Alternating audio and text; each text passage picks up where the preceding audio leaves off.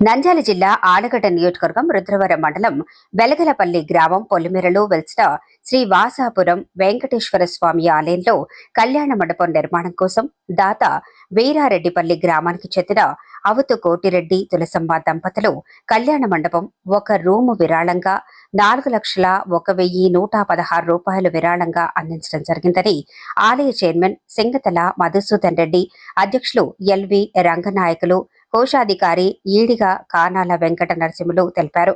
ఈ కార్యక్రమంలో ఆలయ అర్చకులు గోపి శర్మ, శివయ్యలు పాల్గొన్నారు.